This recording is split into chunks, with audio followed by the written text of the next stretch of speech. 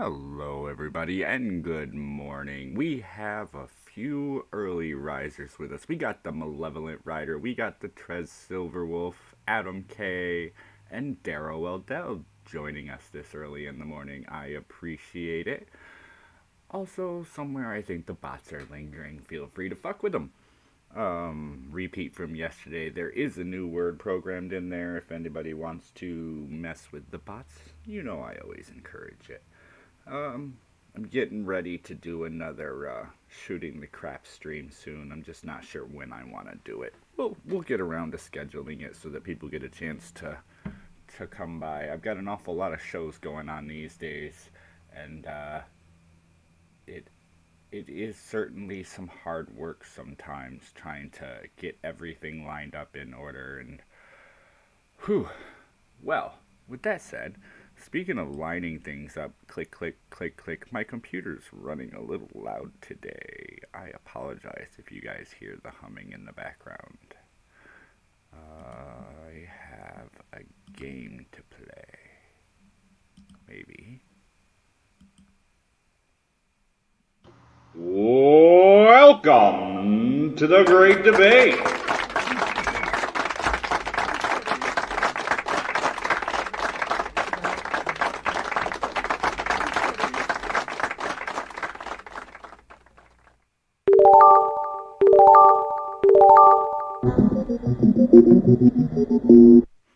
Alright, and there it is, a board. I love this board.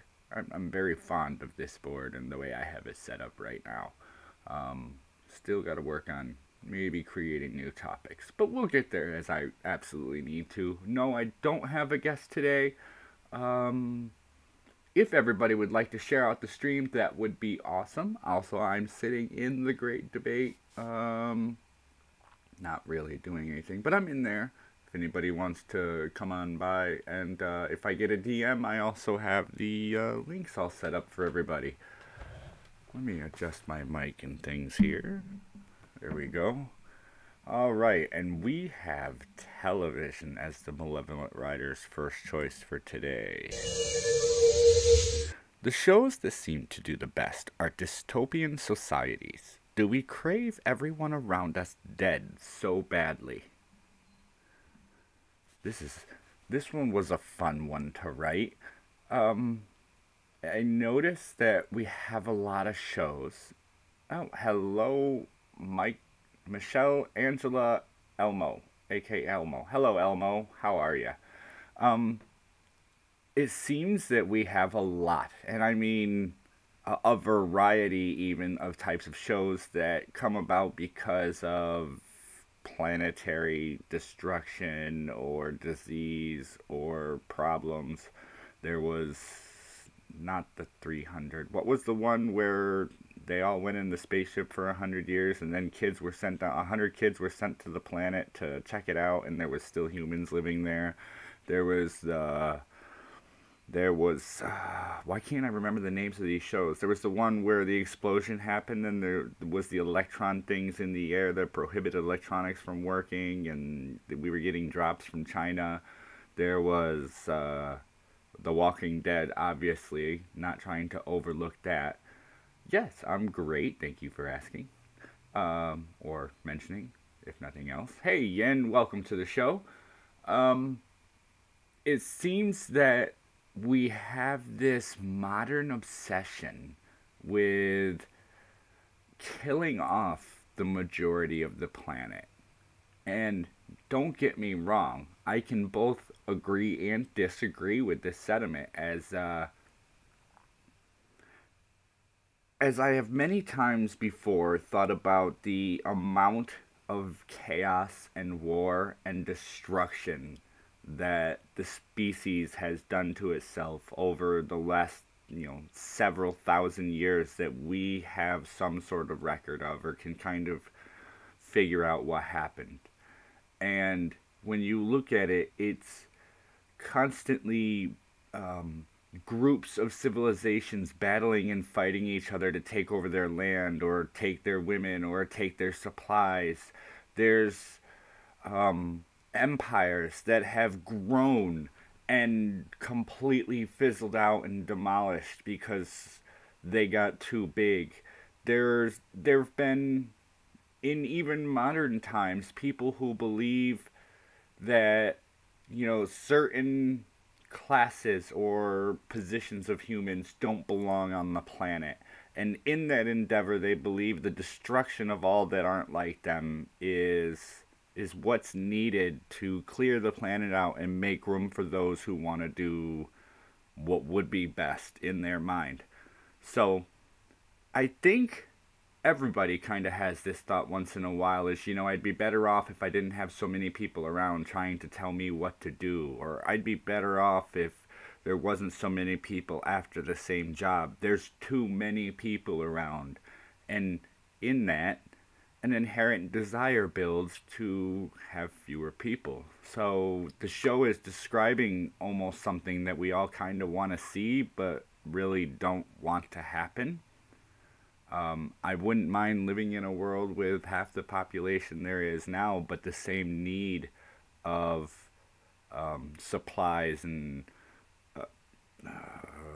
possessions, the same need to go out and buy things and do things to create the jobs. However, you kill off half the population and you create less of a need for what the population will buy.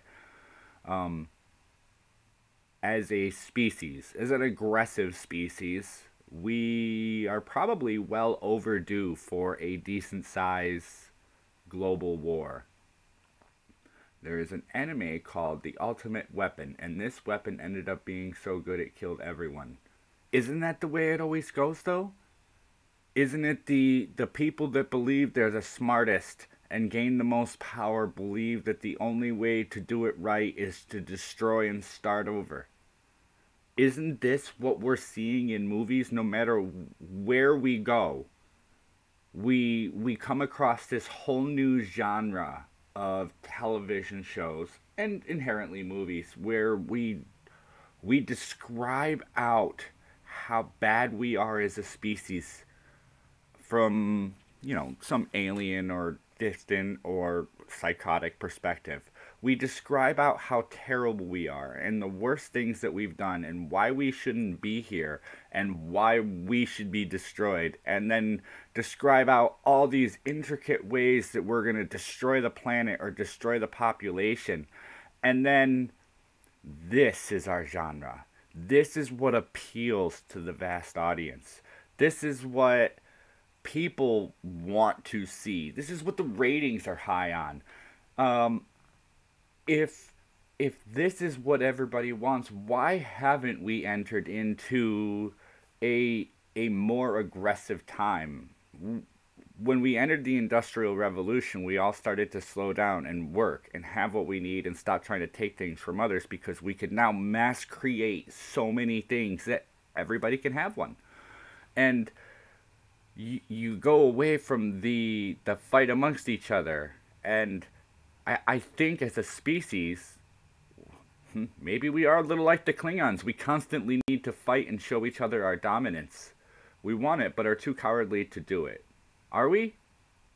Are we? I bet you there are many a people on this planet that are more than ready and more than happy to destroy many of the people on the planet without a second concern, as long as it doesn't affect themselves. So that's a difficult call. Stein tests think we are all aggressive humans are killing each other off. Alright, and I saw someone mention time. And yes, I did get to Skullbot about people saying something about time. It was either Malevolent Rider or Unwanted Reaper that suggested I put something in there. Thank you for the suggestion. I hope you enjoy it. Hope it's not too mean. It's all in jest, I hope. Pardon me one sec. Alright.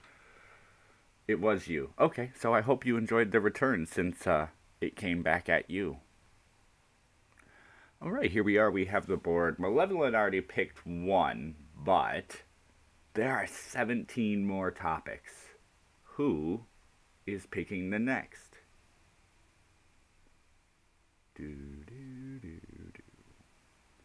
I need to add some new sounds to my soundboard. Yin Wolf wants to talk about the government. Government is merely a designation of the powers used to keep order in a society. Anybody got anything they want to toss in on this? Government is merely a designation of powers used to keep order in a society. This one can be tricky. Statement, not a question. Yin Wolf would say yes. Okay, now in that, how do you keep order in a society that believes in multiple things? Should one society have separate governments governing the distinctions between itself, or one government that finds a medium to allow for everybody to conform to what the government decided would be the best? It's just a bigger tribe leader, more of a statement. Welcome, TA, to the show. The current conversation is government. Government is merely a designation of the powers used to keep order in society. And you can kind of go anywhere you want with this. We can talk about the fact that government was designed by the people, and we can use different types of government. So let's use a communist government. It was still designed by the people. People, humans, desire conforming into something. And communism appeals to some because you conform in and you're given a role and all you have to do is follow that role. So some people, this appeals to them because there's very little thought put in. They can follow the instructions they're given. They can blindly be a part of the group. In America, we have what we decided will be a government that has power of the people. So it's looking out for the best interest of the people using the people's decisions. The way it works isn't probably perfect, but it is the best that we have right now and one of the better ones, I think, in the world. And the government in U.S. is given that power. The government in a communist society takes that power. The problem now is money talks in government. Yeah, we haven't even gotten into that. Its purpose for United States is to make sure that those who believe in and follow a dream to do better for yourself can have that opportunity, knowing that there are those who are still trying to kill each other to get what they want, and they should be separated from those who are actually trying to better society. And the government takes that and takes care of those people for society, much like the government takes care of take care of the roads to make sure that we can travel.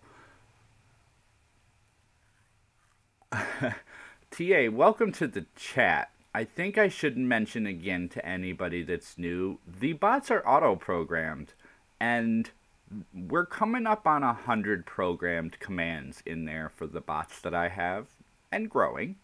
They will obviously come right back at you for certain things, so enjoy, have fun with it.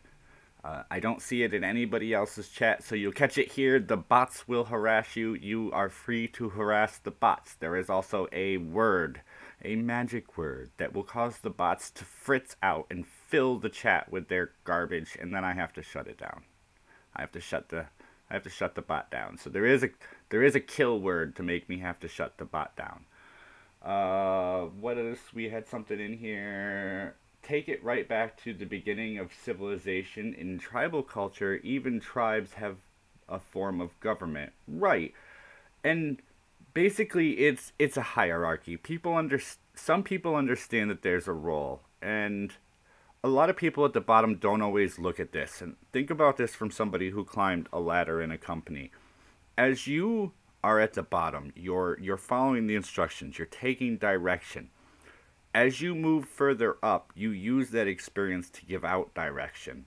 When you reach the top of the ladder, like management, and you're the one who has to decide what the best direction is, that's a totally different feeling. In government, you're deciding the direction for all of the people who decided you were smart enough to do that. So let's hope you have a little bit of experience to be able to do that. But the whole point in being there is knowing that those that are still at the bottom are going to have certain things fulfilled for them to be able to get somewhere. We need to have roads for people to get to their jobs. We need to have protection for some who can't protect themselves.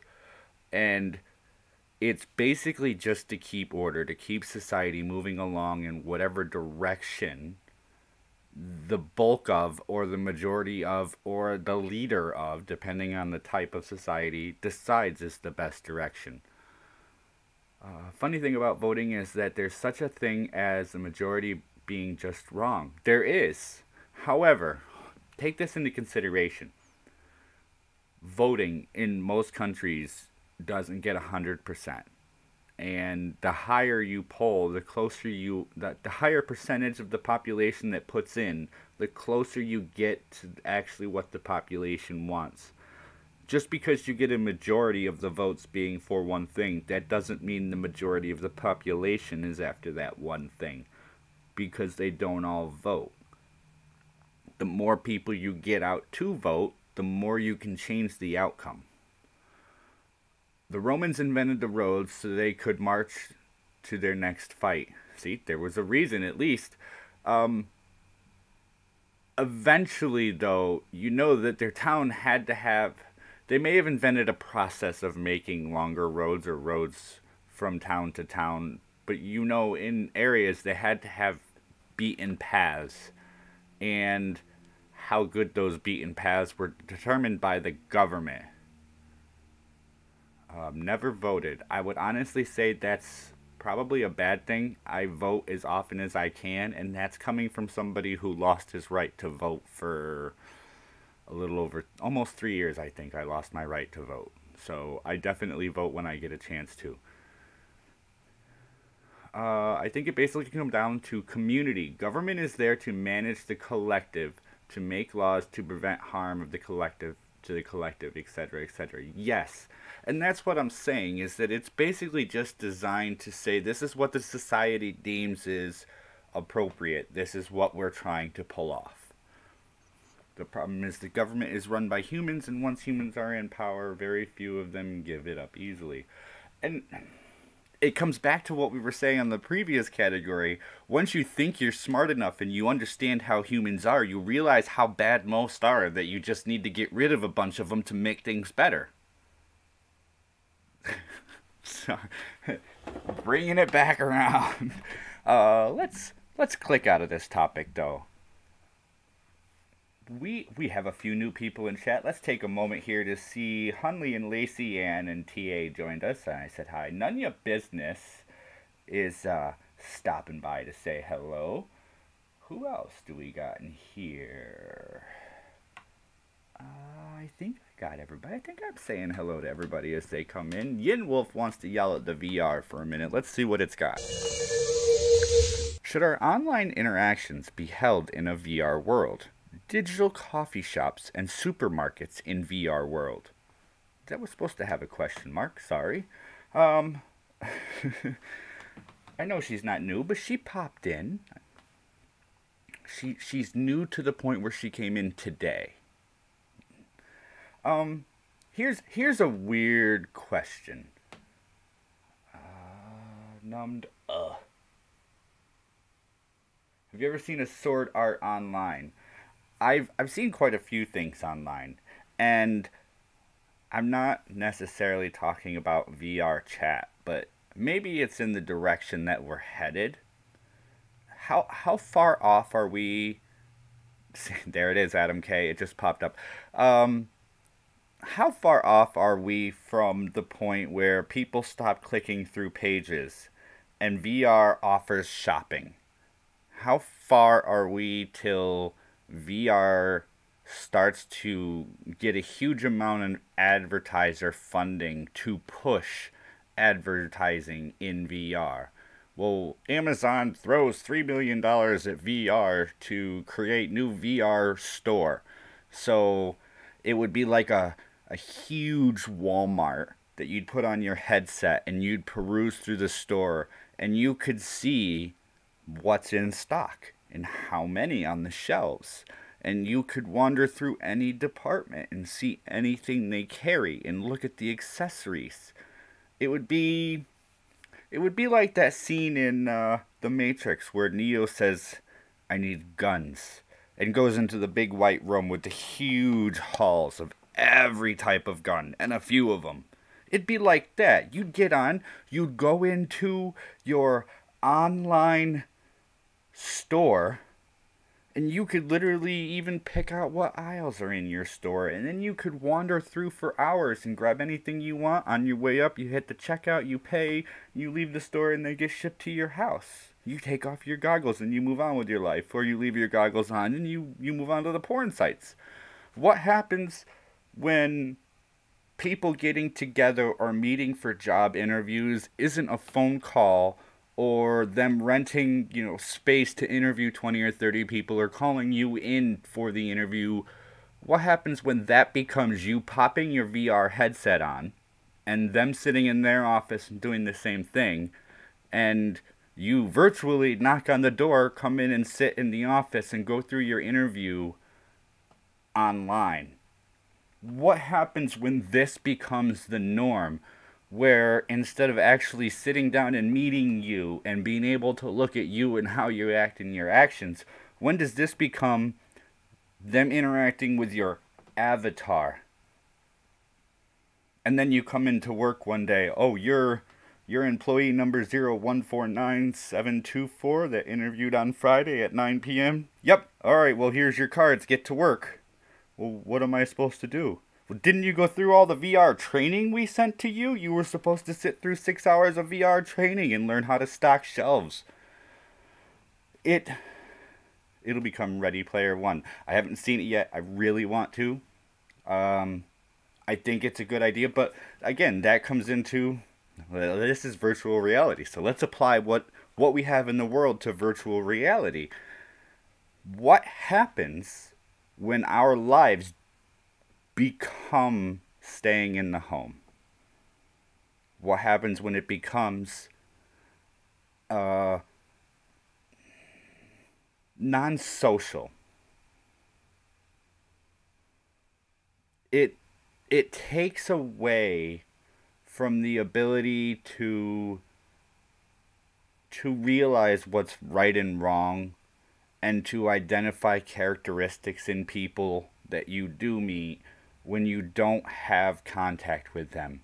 An avatar or virtual avatar may one day, but right now not get the ability to see and read the actions of the people that you're seeing. Eye movements, lid twitters, fidgeting, how they carry themselves. Things like that aren't portrayed in virtual reality. And that is a huge part of our social interaction. We as a species, we take a lot of cues from verbal, sound cues. We work on sensory perception that we're not aware of, like pheromones and things. But we also work on the visual acuity to be able to read the body language of the people around us. You can read comfort, discomfort. You can read a lot of people can read most things about you by the interactions they have with you, and you lose a lot of that in VR. So what happens when the world hits a point where VR is the way we do things? Do we lose social interaction? Is that going to be the end of our species? Let's check and see what chat has to say.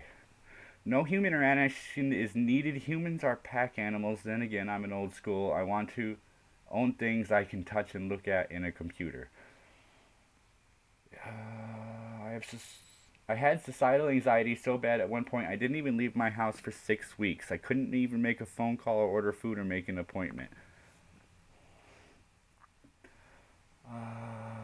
Hunley, that wouldn't work because there are more efficient methods. We can do all of this through economic side of things simply through an app. I see a future for personal interactions though.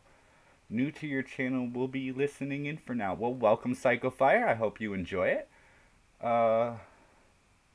Or else it gets the hose again. Time's up, NumbedSkull. I know. We are already becoming our avatars.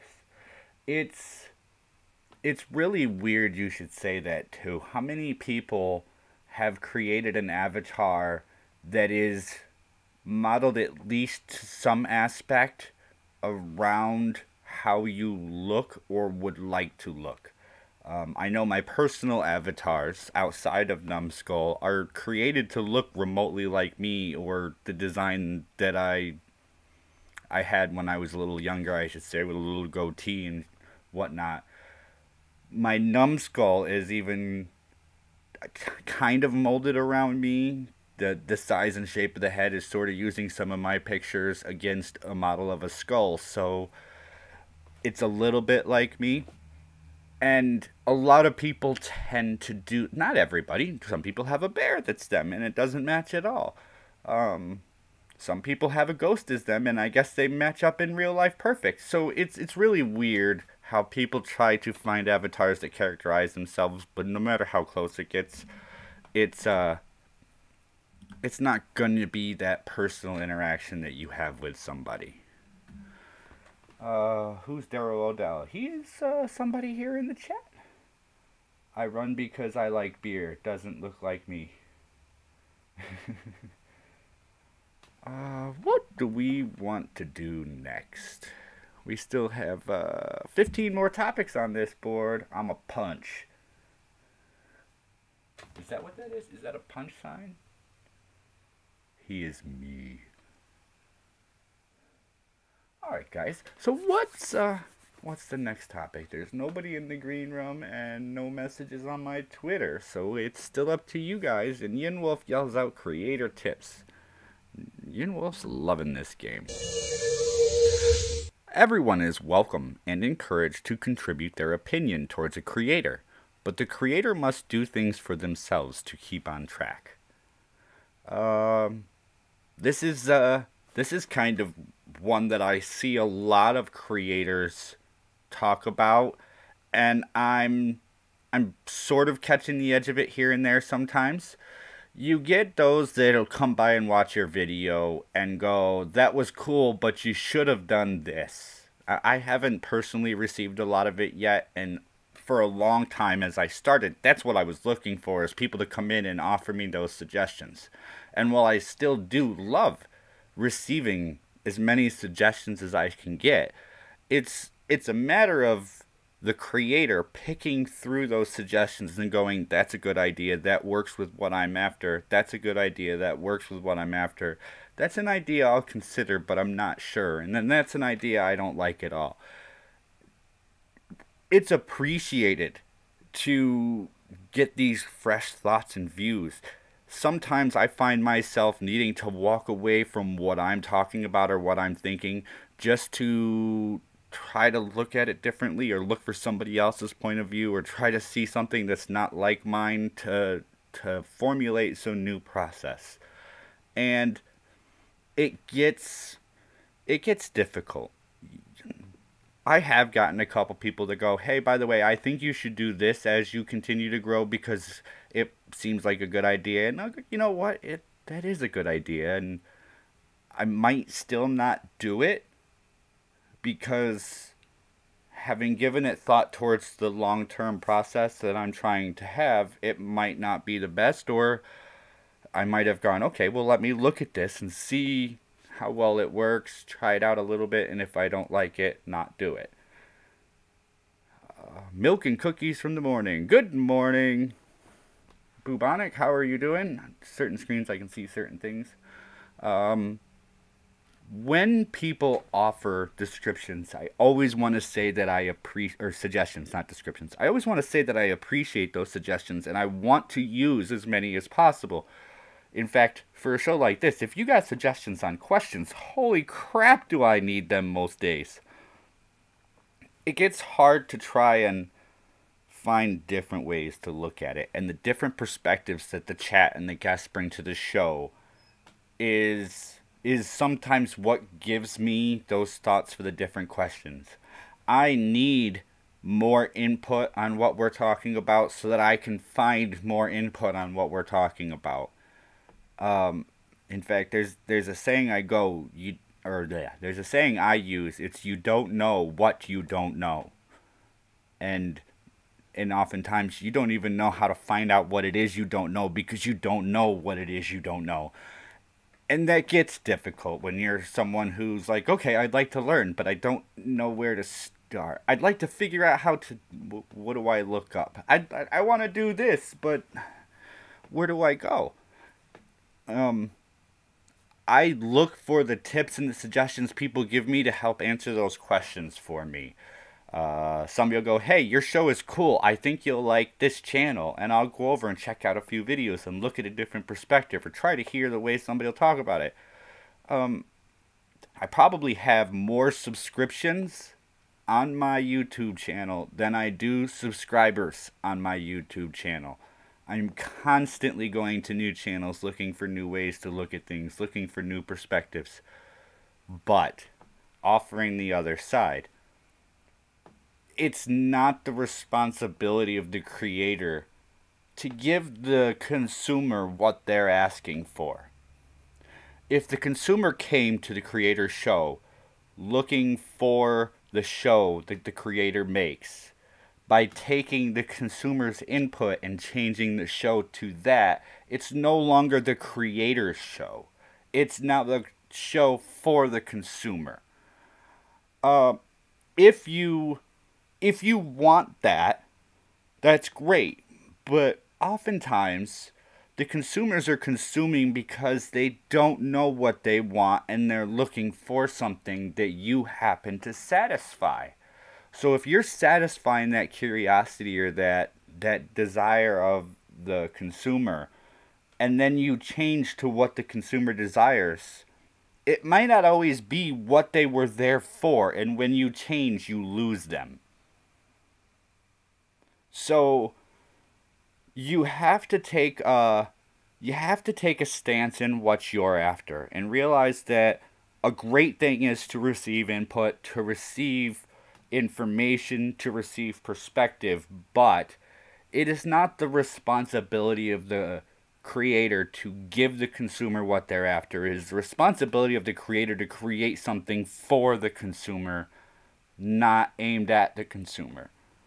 If that makes sense. For this world here, for at least creating videos and stuff, I'm going to create my show how I think and I'm comfortable that my show would move best. If I get an idea that I think is best for the show, I'm damn right going to use it because I want to do the best I can. But that doesn't mean I'm going to use every idea. I hope that makes sense, especially since I think I do have a couple creators out in the audience. And I'm a small guy at 200. I'm not trying to say I know how this is done. I'm trying to say that as I look at it, these are the things that I'm seeing from other creators. Is almost like the consumer feels the obligation by the creator to give them what they're asking for. I did see the Tale of a Lonesome Wolf. In fact, it's up on my screen this morning. I haven't shared it out and everything yet. I was going to do that, and I forgot, so I opened it back up, and then I needed to get my show together, so it's on another tab right now. And everybody should check out Yid and Wolf. Check out everybody in my chat. Everybody in my chat needs subscribers. Subscribe to everybody in my chat. If you got a show, just write show or subscribe and let people sub to you. Meanwhile, let's move topics. Where are we? We've got a little over 20 minutes left in the show today. We got 4 topics down, 14 to go. Obviously, we never hit all 14. Dude, if you were to fill a room with 200 people, you'd be impressed then. Yeah, if I filled a room, if I had 200 people in here, I would be awestruck. I was awestruck when I hit 20 people in here earlier in the week. The point is, I don't want people to follow what I'm saying. I want people to talk about things. I do see, where was it? I'm a creator, but I'm not very good at it. I'm a stay-at-home mother, so I need an outlet. I just vent on my channel if people happen to enjoy it. That's nice. I am an at-home dad who does side work and is looking for a part-time job just to put a little money aside that I don't have. A couple things are tighter than I'd like them, so it's not good when I think things are a little tight.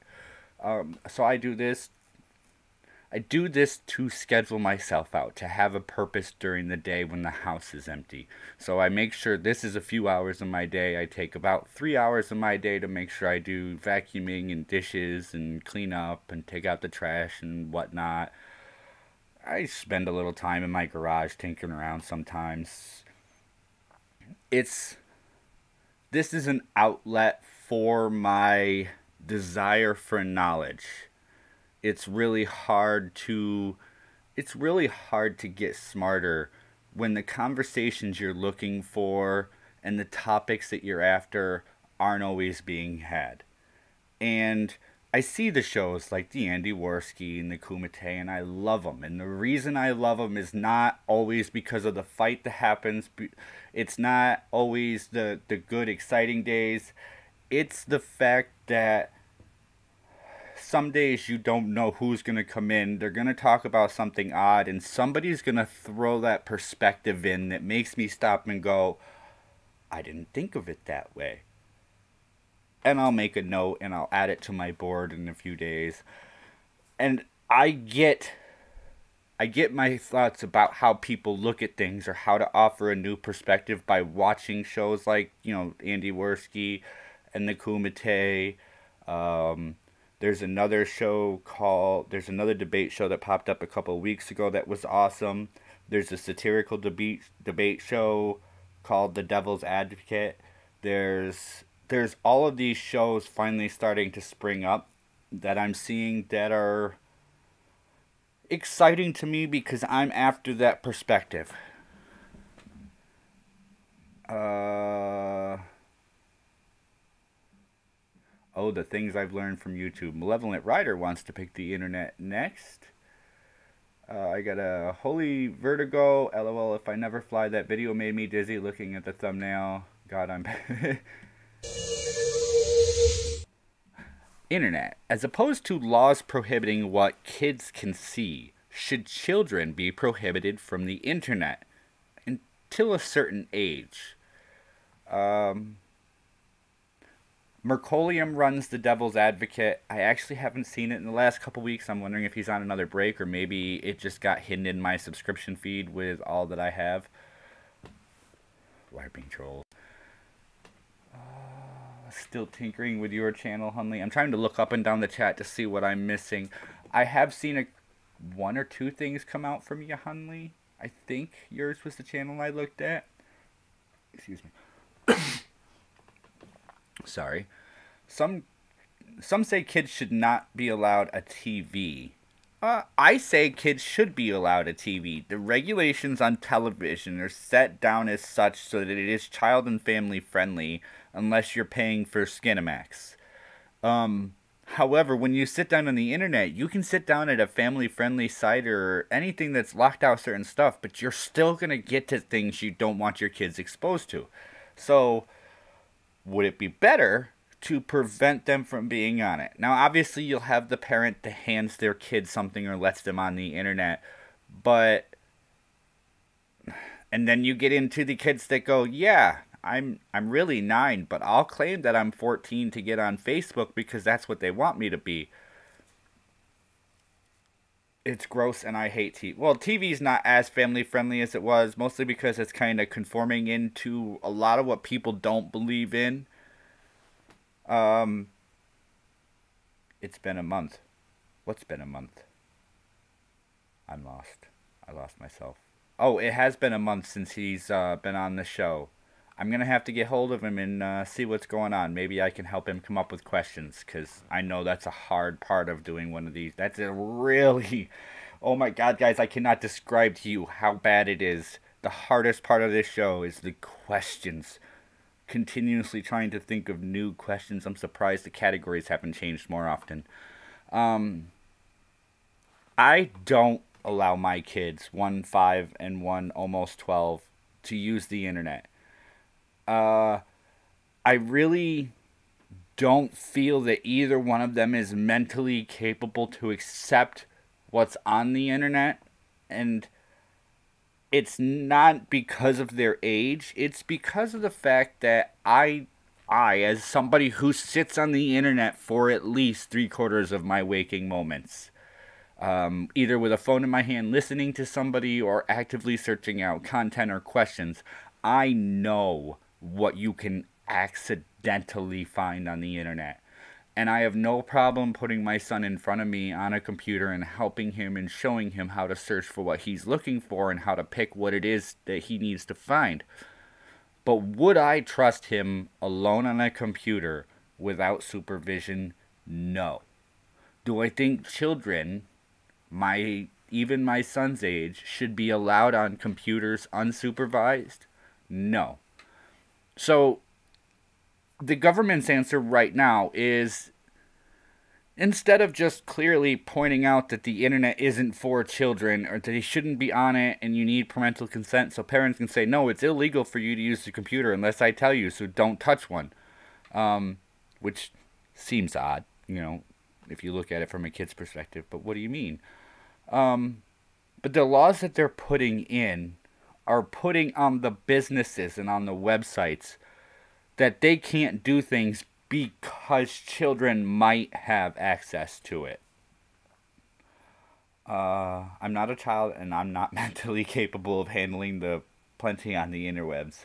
Absolutely true. I don't let my daughter on a computer by herself because there are men out there that are like to ask minorities for selfies. Yeah, that's a lot of I won't let my son on there. What's he gonna find? Who's he gonna meet? What's he gonna be susceptible to?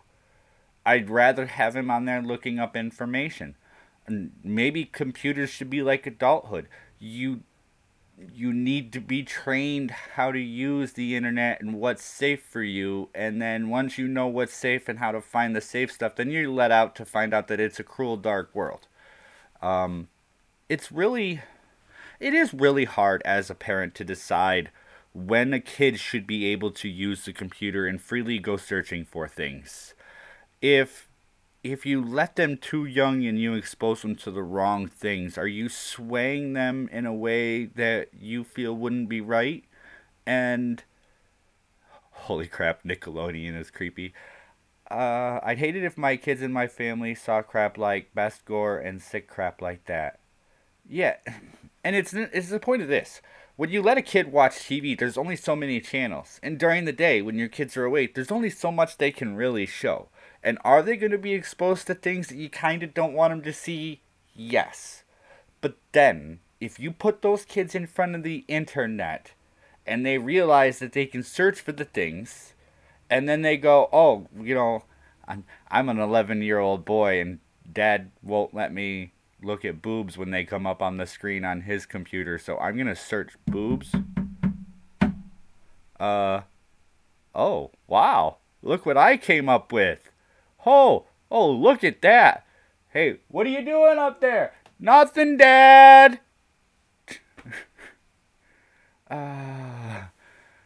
Time's up. Hey, you 18? Hey, you 18? Your mom and dad aren't there, are they? Don't tell them I was talking to you. Seriously, that's what you get. And I know that's what you get because when I was 16, 15 on the computer, that's what I would get. I was smart enough at that age to kind of know that it was out there. But... right. However, curiosity as a young teen or as a growing teen is going to cause kids to search porn, Lacey, and we all know that. At one point, we kind of go, what is? And is it the exposure to porn that causes people to enjoy it? Maybe. If I wasn't exposed to porn till 5 years later, would I like watching porn a couple times a week? I don't know. I don't know. Somebody will have to study that. Maybe watch a lot of porn and figure out how it affects you. Have fun. Let me know how the how the details come out, sort of. It is 12 minutes till the hour here. We have 5 topics down. I think we could try and get one more on here before the end of the show to fill in these last few minutes. Aren't there parental blocks on computers now? Daryl, that's an interesting question. Here's the fun thing about parental blocks. Parental blocks may block certain URLs, websites, things like that. It may block certain images that are tagged specifically. It may block conversations, paths, and ways into things. However, there's going to be a way. There's going to be a site. There's going to be that person that doesn't tag and click and do everything and hasn't gotten picked up by the internet. And it's going to be accessible.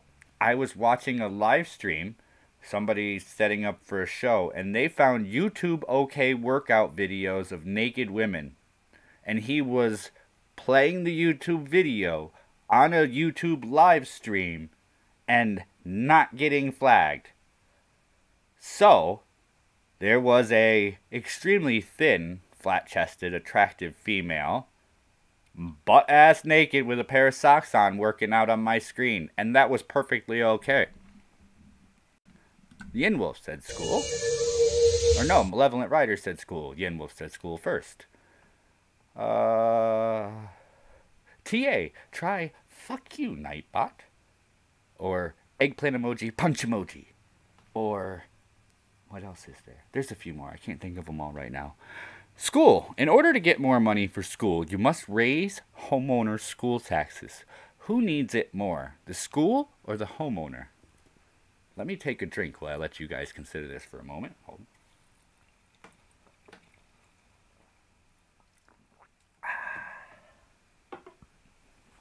Okay. Before last year, I wasn't a homeowner. And as someone who sort of rented from family and I did all my own repairs, I understand the cost of keeping your home up adds up, and it adds up quickly. And you have a set rate for your rent.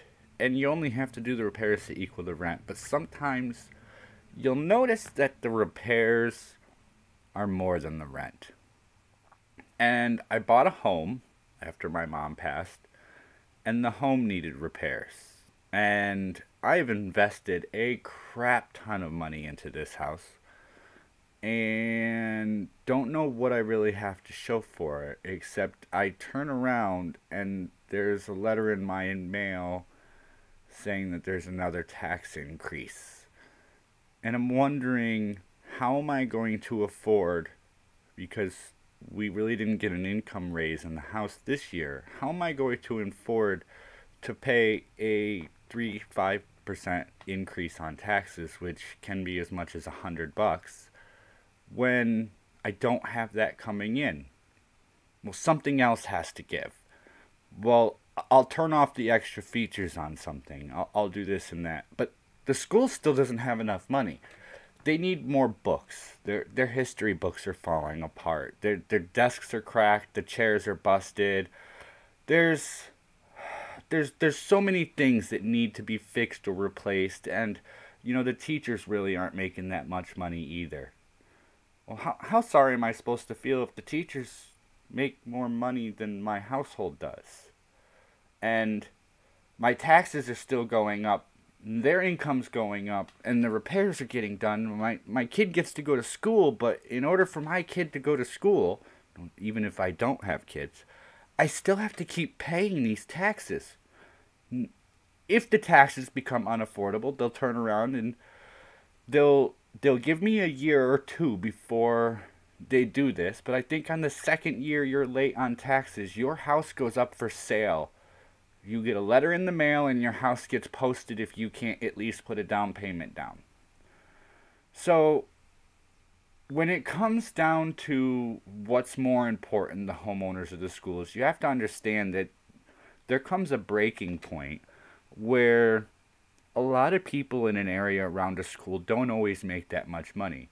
And if they're lucky enough to own their own home, something that was thought to be an investment, a prized possession, just to just to have something you can call your own, all of a sudden that prized possession, that place you can call yours, isn't any more worth the money you paid for it or continue to pay for it. I would have to err on the side of homeowners. I I honestly, as a homeowner, I would, and most renters will not. Renters, however, will also see their insurance go up if they live in an area where the school taxes go up because the homeowner or the landlord is going to have that tax increase sometimes higher than a regular homeowner because they're listed as a business. And depending on whether they run a building or just rent out a home, that business listing often gives them a higher tax because they have to pay more for local fire and police services. That's not always right. That's not in all areas, but in a lot. Uh, or if, wait, did I miss something here? Or if you don't pay your taxes, kids don't go to school. That's where it comes into play. A lot of schools are complaining that they have to keep cutting curriculum, they have to cut activities, they have to cut teachers. There's loss of funding. If you don't pay taxes, there won't be school. School is a societal advantage in some ways, but at the same time, not everybody opted in. So is it still a societal advantage? Whether or not you have a kid in school. When my kids graduate, I still have to pay school taxes because I live in that school district. There's nowhere I can go that I won't have to pay these school taxes.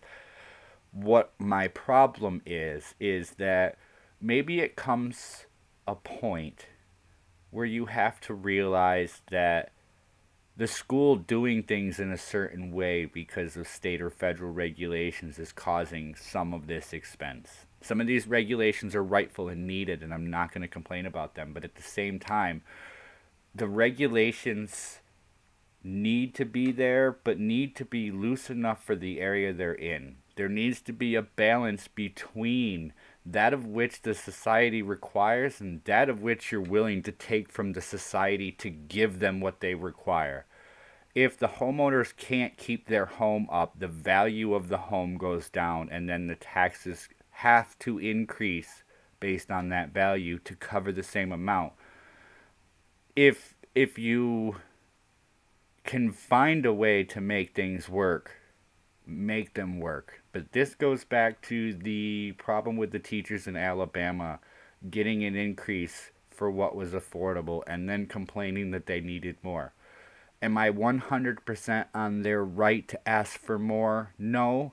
Am I 100% on the fact that they don't deserve it? No. It's a toss up in my head. When you see bad books and broken chairs, you wonder, okay, so they do get money, where is it going? They don't show that in the report, and that's what leaves me skeptical as to whether or not it's right to raise the taxes. Every local school project I've been able to vote on that involves a tax increase that goes back to the homeowner, I voted no. And every single time I voted, it still got approved and my taxes continued to go up. Just because I haven't owned my home more than the last year doesn't mean I haven't paid homeowner taxes. It was part of what I did for my rent. As you know, I tried to find ways to make it work because rent for most places is too expensive. And Hunley brings in administration fees. Don't even get me started on administration fees to somebody who sits behind a desk and fills out appropriate paperwork for state and federal regulations to confirm that they're abiding by all of these tests. You'll find that a lot of administrators in the school district spend almost a quarter of their time attending meetings having to do with updates and regulations and repairs and things that they're mandated to do. And a lot of that money goes there. Do I agree they should get paid as much as they do? No, and I've stated this before. People who are officials, see you later, Lacey. People who are officials should be paid based on the income of the area they're in. It's really hard to say that a backwoods country school district with 110 kids deserves the same per student funding as a school district in Sacramento. The number of taxpayers in that area versus the size of the area, the size of the school district, that's how you denote the spending. It's not arbitrarily done by, we need money, give us money. More people understand that money's not worth what it used to be, and it takes a lot more to do things. But it's not just these government institutions that need it. The government institutions are taking it from homeowners who don't have it, and if eventually when you take enough away, it's not going to be there at all. Where are we? We're a couple minutes from the end. Let's see what I missed in the chat. They should open the books like Maddie always says. I remember in school, I don't see why this is a huge issue. I remember when I was in school, 15, 20, maybe a little more ago, that we had books in social studies that went for 5, 10, 15 years. Our science books were, 1979, and I was in school in the 90s. So you're talking almost 20 years old. New textbooks aren't always the best things. And getting them isn't really all that cheap. You don't need to replace it just because President Clinton's not in office anymore. Buy a roll of packing tape, fix it the best you can, use it in class. You got 25 for 75 students, and use it in the one classroom. You figure out how to make things work based on the Kumite between TA and Skullbot. Yay! I want to see a Kumite in chat. Yay! Go for it. I'll do another stream shortly. Like I said, I don't know when yet. Another shooting the crap stream, which is where we add more stuff to mess with the bots. With that said, let's give a quick rundown. What is today? It's Wednesday, right? Yes, it's Wednesday. So that's today's show. Tomorrow I will be on at 2 p.m. and Friday at 9 a.m. all Eastern times. And we have a new show on Saturday called Numbed Wasteland, where Dada and I will cover topics in a little more length than I do here. What else? That's all I got. I think I'll plan on shooting the crap stream maybe for later today. We'll see how that goes.